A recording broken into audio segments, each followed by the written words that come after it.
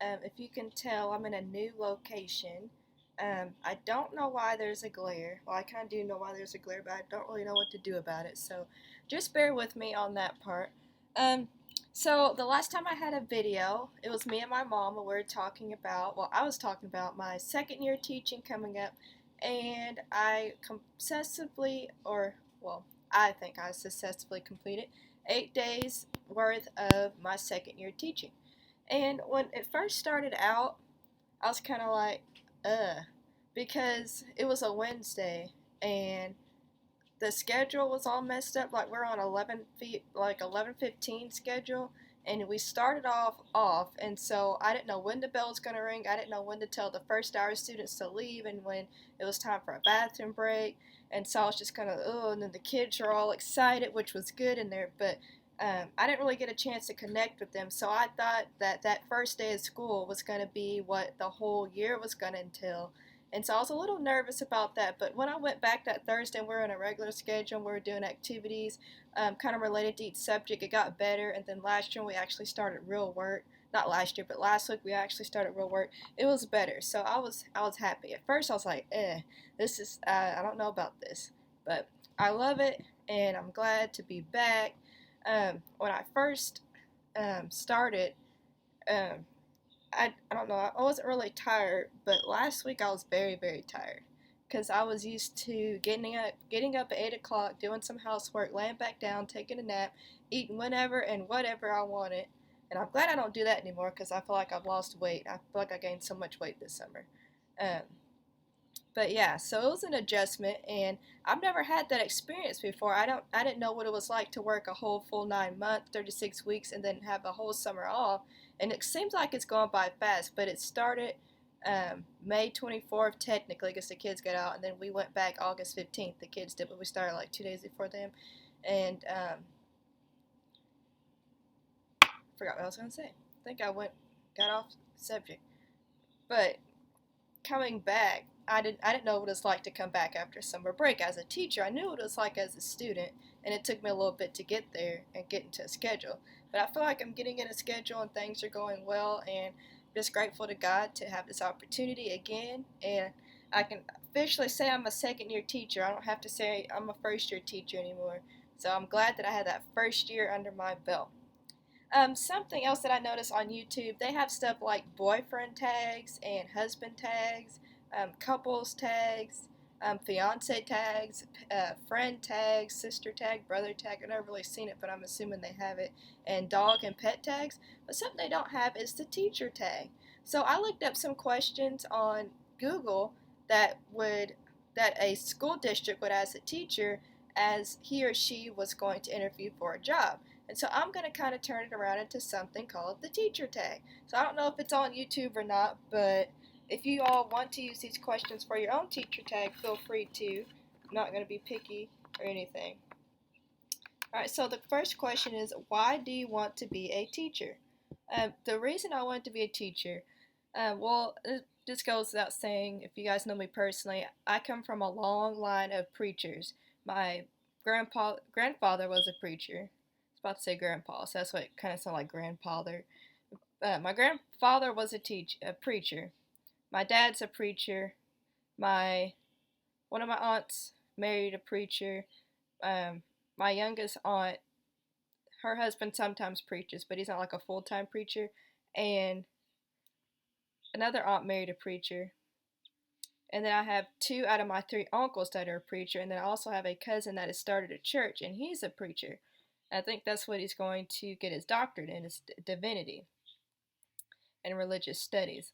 And then I have an aunt that's a teacher, and then a cousin that's a teacher, and then another cousin that used to be a teacher, but he's kind of doing something different. So I come from like that talent and that background, and people think that teaching is easy, so it's not like I'm saying that's all we can do. No, teaching is extremely challenging.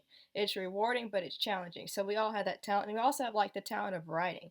So when I was younger, I always wanted to be a veterinarian. So I love animals. I wanted to take care of animals. I wanted to have my own pet shop, and people say I have my own pet shop at my house now because I have like three animals. I have two dogs now and a bird. I used to have two birds, but I got rid of the other one because I felt like I couldn't really pay too much attention to it. But anyway, I wanted to do all that. And then my sophomore year of high school, I took something called chemistry. And that light's getting on my nerves. Anyway, chemistry was like really tough for me. My uncle in Texas is an engineer, I believe, and so he helped me with it a little bit. But I was like, if I have to do this kind of stuff to be a veterinarian, I don't know if I really want to do that. And so I was like, I want to switch to writing. I want to be a writer. And so my mom was like, well, writing's good. That's good to have, and that's good talent that you have. But you need to have something else to fall back on. She's like, why don't you become a middle school English teacher? And I was like, middle school? I can't teach middle school. And but that's what I went with, and I was just gonna say, yeah, okay, I'll do that. And so because I thought it was like the easy route, but we all teachers know that it's not. Those who can't teach is those who can teach, definitely. Anyway, so I went with that, and once I got to, I believe, my freshman year of college, I changed to middle school social studies. I wanted to be a middle school social studies teacher because I love history. I love anything with social studies. And I think there's like, what's your favorite subject? Like later on in this, so I'll save like my spill on like history and American history, world history, and all that stuff. Um, but my junior year, going into my junior year of college, I met with an advisor at Murray State in Paducah, and she told me that I need two kind of subject areas, and she's like, "Why don't you do special education?" And I was like, "Okay." I have a cousin with autism, so I know a little bit about special education. And what I little did I know that special education had to do with more than just autism. And so I did that, and I took all the classes towards that. And people are asking me, like, which one would you rather do, like middle school or special education? I said, probably elementary special education because I cannot see myself teaching middle school. But my grandma always says, never say never. So I was looking for a job. I just got my license and I messaged my old principal. I think I've talked about this before. And he's currently the superintendent of the school district I work in. And the principal at the junior high happened to have an opening that was special education with a specialization in middle school social studies, and so that was my major. So that was like literally nothing but God. That was just open at the time I was looking for something, and it fit my major perfectly. So I teach math, writing, reading to seventh graders, and then I teach social studies to seventh graders, and then I teach social studies to eighth graders, and the other teacher teaches the eighth grade math, writing, and reading, and science to seventh graders, and then to eighth graders. So we kind of split it. And so that's really like, no, I didn't really answer the question. I kind of answered the question. I kind of went on a little spill, but that's why I wanted to become a teacher. But those reasons at first started off extrinsically, but now they're intrinsic reasons, and I couldn't see myself doing anything else. All right, number two. What is your teaching philosophy? So when I was in college for teaching, we had to write like a whole page, like whole 4-page paper on like what our philosophy is. But now that I'm actually a teacher, actually those papers are gone because it was on a file that only lasted for like 4 years. So I don't really know what I put, but I know now and having experience, just a tiny bit experience behind my belt, because I still really don't know what I'm doing. But my philosophy would be that every child can learn, not on the same day and not in the same way, but every child can learn. And especially being a special education teacher, I know that students don't always learn the same way. They're not always going to get it on the same day. And there's a lot of examples that I can kind of say that would support that statement, but I'm going to save that and see what else, other questions that we have. All right, number three. How much do you want to know about your students in order to be most helpful to them? So it goes without saying, you want to know their learning styles. Do they learn visually? Do they learn auditorily? Do they learn tactilely? Do they have to be hands-on with the information? And most of our special education students are hands-on learners and visual learners. If you just stand there and you just tell them something, they're not really going to specifically grasp that information. You have to kind of, like this computer, there we go. You have to kind of let them do it themselves and kind of get experience and work on it and practice it. So that's what I want to learn about my students first and foremost. And then second, you need to develop a relationship with your students. So I had a teacher tell me in college, you want to teach to the standards and you want to develop relationships. If you do that, then you're going to have a wonderful year. And so I need to know, like, you have brothers and sisters, what's your favorite thing to do? Because sometimes with reading, students aren't going to want to read unless they're interested. So you need to get books that are in their interest level. Like I have a student that's really into fishing, so I need to have books and lessons that are kind of geared towards fishing. Like if you have two fishing poles and somebody stole one, how many are you going to have left? So kind of stuff like that. And I just want to know everything about them. Like whatever you want to share with me, I want to know. I want to be that person for them that they can tell their problems to, that they feel comfortable with talking. And I hope that I accomplished that last year, and I really want to accomplish that this year also, and um, be more available for them, and not just with the instruction, but I want to be able to be there for my students. Because when I'm at work, it's just all about the students. I know that I need to make relationships with staff members and other teachers, especially teachers that are in my subject area. But my main goal is the students. So if you see me in the hallway and I'm like look like I have a mission, I do have a mission because my mission is my students. So I hope people that work with me don't take that personally.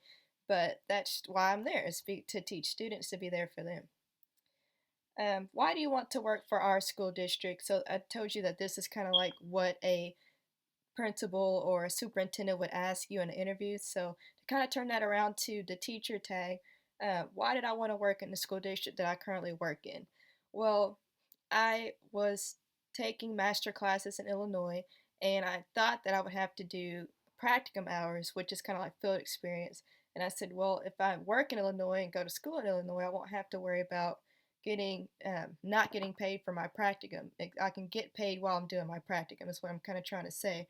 And then once I actually got in the district, I felt very comfortable because like I mentioned in another video before, I have like 5 teachers that was their student, and so I'm teaching with them now. And then a lot of people know me and they know my background, they know my family. So if anything comes up, well, that questions my character, they've known me for years, and so I hope that they would know who I am and know that I wouldn't do anything like that. And so it was really beneficial to work in a small town school that I went to school with in like 12 years ago. So that was kind of the background of that. How can you help students or our school? So I feel like I bring to the school, um, I would say the fact that I'm a planner and I stay on top of things. Sometimes I remind other teachers about things that are coming up, like holidays or certain meetings or deadlines coming up, like especially people in my subject area. What do you find most frustrating about teaching? No. So, the thing I find most frustrating is it's actually harder to miss school when you're sick than to just come to work when you're sick. So I only got sick like once last year, I think. Kind of twice, but it really wasn't a sickness. It was kind of just something like going on with me that wasn't really contagious. But um, yeah, so I would have to like make all kinds of sub notes and all that stuff. I'm like, I don't feel like that. I'd rather just go to work and then come home and rest. So that's like one frustrating thing. Like I need to go look for my subcolor list now. But last year I did not miss any days of school, and I hope this year, I hope to God and I pray that I stay healthy and I don't miss any days of school this year. The only reason I would miss some days of school is like if I'm, like, it's kind of gross, but like throwing up or like the other thing, because obviously you can't go to work like that because that's really gross. And you're basically not in the classroom anyway if you're throwing up all day. So I hope nothing like that happens, or like an emergency or something. So I'm just really praying that everything goes well this year and I'm able to be there every single day like I was last year. I know currently fighting an ear infection right now, and I'm trying to fight off a sinus infection that's been trying to come on for 2 weeks, and so I hope it stays at bay. But I'm still going to work though, and that's not going to stop me. Why should we hire you to teach here? That's kind of irrelevant. So, how would you get your classroom ready for the first day of school? So, last year I got like a bunch of books and stuff, basically, and like some books, like some AR books, if you guys know what that is, accelerated reader, where the student reads the book and then they take a test, then they get points added on, and it really advances their reading level and it helps them. Because the more you read, the more you're going to learn, and the more your comprehension skills are going to go up, your fluency, your prosody, learning those sight words that are commonly in certain books like the and at and stuff like that. And so I bought a lot of those books, but my students were way above those books. So I didn't get any books this year because I didn't really know like exactly what their capabilities were. I knew like their levels were, but I wasn't completely sure. So I didn't even really think about getting books this year. But I did buy a world history book and American history book. I've been working on that like all summer. So anytime that I need to write notes, I just go to that book and I type it into the computer so the students can see it and take notes and fill in the blank and stuff. So that was really helpful, especially now because I'm trying to get everything done for next Tuesday so I can just enjoy the Labor Day weekend. So that was really helpful. And then I also kind of started a reading curriculum. I had to add like a couple more things to it, but it really wasn't too bad. And then I did my assessments because so last year I didn't know that I needed assessments for math and social studies and really every subject level because I was being evaluated. I don't really know this year exactly if I'm evaluated. I think I will be, but I went on ahead and I made each assessment this time, and that was very helpful because I made each grade level um, assessments, and then for this history, I made it geared towards that book. So that's on paper, but my other stuff is online, and so that was really helpful. So it was like I knew kind of what to expect this year, and so I prepared this summer for it, and it's made it just a tiny bit easier this year. I don't know everything I need to know, but I know that was certainly beneficial. Let's see. How do you evaluate your students? So kind of something I learned last year is to kind of think on my feet. Usually I can think on my feet and like know what I'm going to say, but when I was teaching, I want to have every single thing planned out. Yes, you need to plan it. You need to have all your um, materials ready beforehand. You need to have your handouts ready. You need to kind of know what you're going to say. But this year, I'm kind of thinking on my feet. So in American history, I kind of did an informal formative assessment. I asked the kids kind of like, okay, so where did the Aztecs used to live? And they said Mexico. I said, with Native Americans, what continent did they come from? They said Asia. So I kind of just thought of that. I said, so if you want to answer a question, you get candy for it until they're answering questions, and kind of made me feel accomplished. I was like, oh, I taught them something. So kind of thinking on my feet with the formative assessments, and then also I have summative assessments. And if I usually try to do it once a week in math, but if I feel like they're not ready, I'll kind of make it like for the next Wednesday or the next Tuesday or something, or social studies. Every unit we have a test. Sometimes in the chapters I'll have like an open note test. I'm going to have that this week. But kind of evaluate them as like formative, summative assessments and asking questions throughout my lesson, see if they're getting it, and if they're not, try to kind of convey it to them a different way. And so that's kind of my evaluation process. So here's some questions that are kind of like less common questions that I ask during interviews. What are your strengths as a teacher? I feel like my strengths as a teacher would be that I can kind of connect to the students, especially my students, because I was bullied when I was younger. And so we read a book called Max Lucado's You Are Special, and it kind of talked about how people want to put labels on you. And the only person that can put label on you is yourself.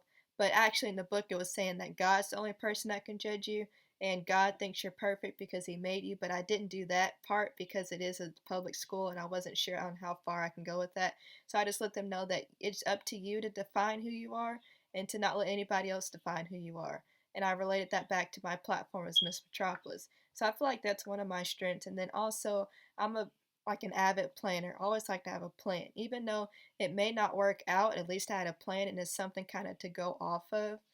And then I have kind of like a sweet personality, and sometimes students can take advantage of that, and even some adults can take advantage of that. Like even people that are like 50 years older than me, like it's like really, how can you bully somebody that's like 50 years younger than you? Like leave me alone. But anyway, I feel like I have a sweet personality, and students can kind of connect with that. And another something that a parent told me that I really took pride in is the fact that she told me that her son said that he can be himself around me. Like she accepts me for who I am. And that's something I really actually wanted to do. And I'm glad that I was able to accomplish that because I do accept each and every student as they are. And I try to connect with them as they are and how they learn and how they communicate. And I want to be able to connect with them on their level. I don't want them to have to come to my level. I want to go to their level. So that's something else I feel like that is my strength as a teacher. What's your biggest weakness as a teacher? So I feel like my biggest weakness is classroom management. Now, my class was not out of control last year. It did. Sometimes there was a couple days I was like wanting to pull my hair out, but I feel like it wasn't out of control where I couldn't like bring them back in. But I did try to set my rules and expectations this time, and I'm trying to stick to them early on, so where they know like what I expect to them of them, but I do need to work on being more firm with my voice, being like projecting my voice and using my facial expressions to let them know, hey, I'm serious. You need to do this because it's for your safety. And I don't make rules because I'm trying to be mean. It's just for us to learn and for you to be safe. Because if you're out in the hallway and the bell is rung, I'm trying to look for you. And so we're waiting on wasting class time trying to look for you because you didn't want to come to class on time. So that's like my biggest weakness, and I'm still working on that, and I'm getting advice from other people, and I'm kind of watching how other teachers deal with it and kind of trying to make it fit my personality because I don't want to yell, and I feel like there's some teachers that can like discipline students without yelling, and that's what I kind of want to do, but I'm still working on that though. How do you interact with parents? So I didn't really get a chance to interact with a lot of parents, but as a special education teacher, um, you meet with parents during their IEP meetings and stuff. And so my kind of way of interacting with them is just kind of, giving the strength of their student or their child and then kind of saying what they need to work on in a positive way. And I'm always trying to be positive with parents. Um, Fortunately, I haven't had like a super bad experience with a parent, but I know in my career it's probably going to happen. So I need to learn how to take it with a grain of salt and just, communicate effectively to where they're not like escalating the situation. But interaction with parents have been pretty positive so far. It says, why did you leave your last teaching job? Before I worked at the district I work in now, I worked as a Head Start teacher, and I like that job and everything. But with me being on my own and having my house and stuff and paying for my own bills, I needed some more money. And then plus, I had a bachelor's degree, so I could do something different, and that's what I was working towards. So it's no ill feelings or nothing happened at other job that I was at, working as a Head Start teacher. I loved it and everything. It was like awesome, but I just needed more money, so that's why I left the other job. What's your educational background? So I talked about that I grew up in the town that I work in, and I graduated from high school in 2013, so it's only been about 6 years.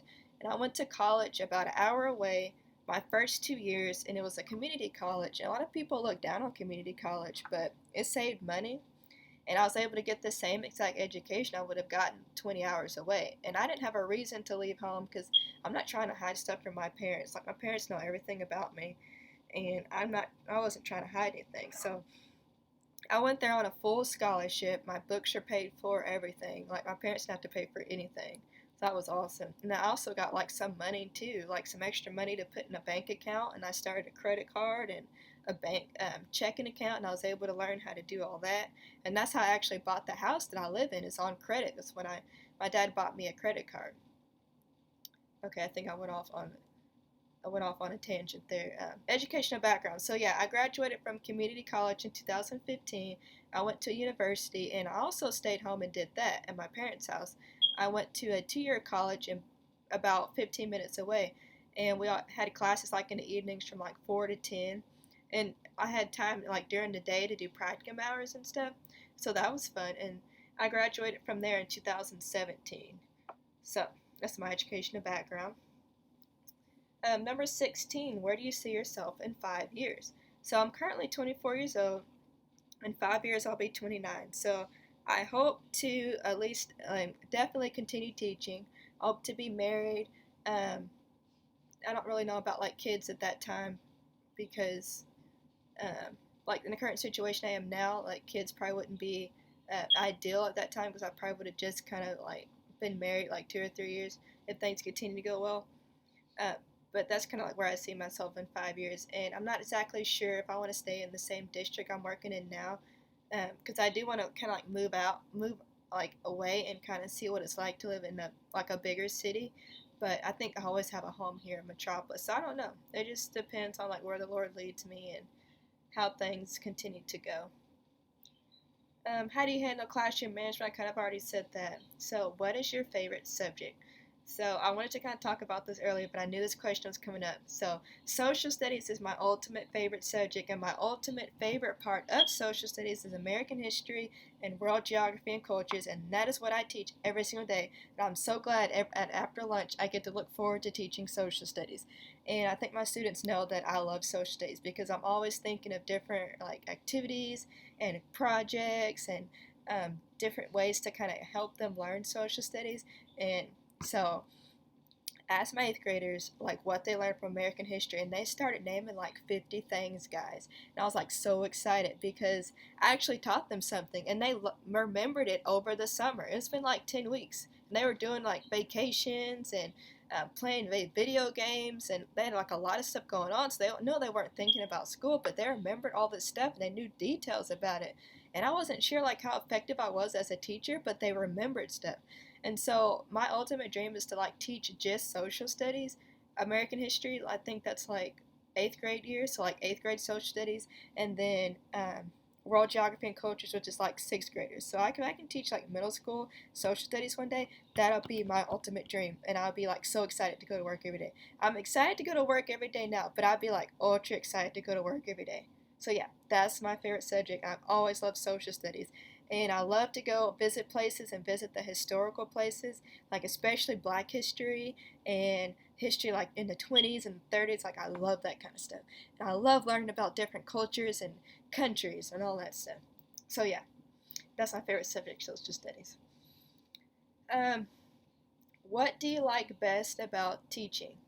What I like best about teaching, I think, is what I just said. Like when students remember things, and even with not even like academics, like there was a student that said, Miss Hutchinson, you remember last year when you printed out those pictures of us and you put like a special message for us about like what you thought about us? And I was like, oh yeah, I do remember that. And so just to know that I made them feel good like that. And they said, oh, I still have it on my nightstand. And I'm just so grateful about what you said. Like that makes me feel good. Like I'm so glad you guys like that because I didn't know if they'd like it because they're like 14, 15 years old, 13. I was like, they probably think it's stupid, but no, they really liked it. And they were mentioning stuff that we did last year and stuff that we talked about last year. Like Miss Henderson, remember when this happened last year? Like, oh yeah, I remember that. And like I didn't really remember because like stuff like daily stuff goes on every day, but just to know that they kept it in their hearts and it's special to them. I'm like it almost brings tear to my eyes that I'm able to have relationships with those students. And I can't reach every student. I can't make every student like me, but the fact that some of them do, and it's just really special. Tell me about your teaching style. I like to use Google Slides a lot. It's kind of the same as Microsoft PowerPoint. Is the same as Microsoft PowerPoint. I like to use technology a lot because um, I'm in the millennial generation, but the generation after me is what I teach, and they're like grew up on technology. They didn't know a life without technology, and if money wasn't an issue, I would do literally everything on technology, like iPads and like getting lessons. And if I knew how to use Google Classroom, I would use it a lot. But I think I need to study more on that than just to have the kids kind of get on it and maneuver around. So maybe that's like my goal during Christmas break is to be more technology driven because I like doing that kind of stuff. Um, how do you manage your time to get all of your teaching duties done within schedule? So I have I put stuff in my phone, I put stuff in my planner, and I put stuff in my lesson plan book. Like I know when all my students' IEP meetings are, I know when their 10-day notices are. I know when all the breaks are, and when the fourth 9 weeks is going to end, when I need to update all their goals, and then the 9 weeks, and when I need to have tests, stuff done before the 9 weeks ends, and when I need to, well, I'm saying I know, but I really need to go look and then write it on my lesson plan book. So basically, I write stuff down, and then my philosophy is get things done the day. Like, okay, so work on stuff today to make a successful tomorrow. So what can I do today to make my tomorrow better? So that's what I'm always doing, because the Bible says, don't worry about today because tomorrow's going to worry about itself. So I just need to know I need to do my part, and then God's going to carry me through the rest of the time. So just make sure that I stay on top of things. I know when things are going to happen, because I kind of slipped on that a little bit last year, like especially at the beginning. So I'm learning to, stay on top of things. Okay. What is what's the biggest challenge today's students face? Well, that's a good question. I think the biggest challenge is just morals, because there's nothing new under the sun. Like, I was reading something in the Bible today, and I was like, um, but yeah, there's nothing new under the sun. But people are more bold with what they're doing now, like um, the gay marriage and the gay relationships and the drugs and the drinking and the premarital sex.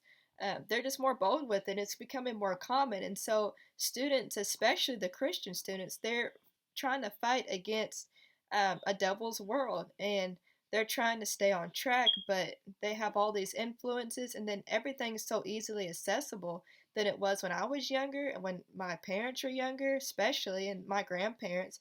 They couldn't just go on the internet and see what they wanted to look up. They had to go to a library and look things up, or they had to ask their parents, and sometimes their parents wouldn't tell them. But I feel like teachers and adults need to be someone that the students can go to and ask questions and not kind of feel ashamed about it. um, like, they need to have classes geared towards staying safe and not taking drugs and the dangers of drugs and the smoking and the drinking. And that's the biggest challenge I think they face, is just morals. So that's unfortunate, but I think that we as teachers and adults can help students kind of guide through that and try to stay on track. That sounds funny. Describe your worst day in class. So this is like a really embarrassing story, but it wasn't in class. So I was helping out with the basketball game, and I'm just gonna admit I'm not good at subtracting in my head. Like, I have to write it out on paper. So somebody gave me a $20 bill, and their stuff was like $7.50, and I didn't know to outright just give them $12.50. I was trying to have to think about it, and my principal was back there too helping. It was like the first basketball game too of the season, and she's like, "What's going on?" I was like, um. I don't know how much change to give him back. She's like, "Are you serious?" I was like, "Yeah." And so that was like super embarrassing, but we talked about it, and she understands that math is not my strongest subject, and she said she'll help me through it anytime I need help. And I thought, like, literally I was gonna get fired, or she thought I was gonna be like I was really stupid or something. And I was talked to my mom about it and a friend about it, and I was like really scared like all that whole weekend. But that was like my worst day teaching. Like, not my worst day teaching, but like my worst day on the job. And it was like so embarrassing, and I thought I was gonna get fired, but it all worked out, and she didn't hold it against me. So yeah, that was my biggest, like, worst day.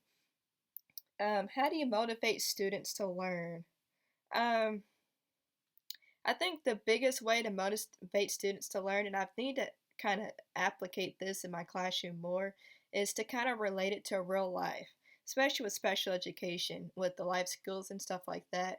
They need to know, like, why am I learning this? Why is it important? How can this benefit my life now or in the future? Especially like with the math and social studies is kind of easy to do, because you can relate it back in history, and you can say, well, this happened, and then this is why you need to do this now. But that's something I really want to kind of applicate this year. Um, that's kind of like how I think is the best way to motivate students. But um, the kind of way I motivate students is I have emoji dollars, and every time they read and they get an AR test and like 80% or above, they get 5 emoji dollars, and they can buy something on Thursday, like a candy bar or like a little prize from the dollar store or something, and like they like literally read and get those AR points and stuff. And I think that's awesome that I can motivate them that way. But I want to motivate them more like intrinsically instead of extrinsically. But that's like how I do it now. Um, how have you helped a tough student? So I haven't really came across like a super tough student yet, and I know it's coming. I don't know if it's this year or years to come, but how I would motivate it, or what's it say? How have you helped a tough student? Um, I would help them, trying to connect on their level, like I said earlier, and just being somebody that they can talk to and not getting frustrated and know like the reason why they're being a tough student, because the students that act the worst are students that need you the most because they go through the most things. Um, so they just need like a lot of love, and that's kind of what I want to do. Okay, so I know I talked really fast and I talked for like 35 minutes.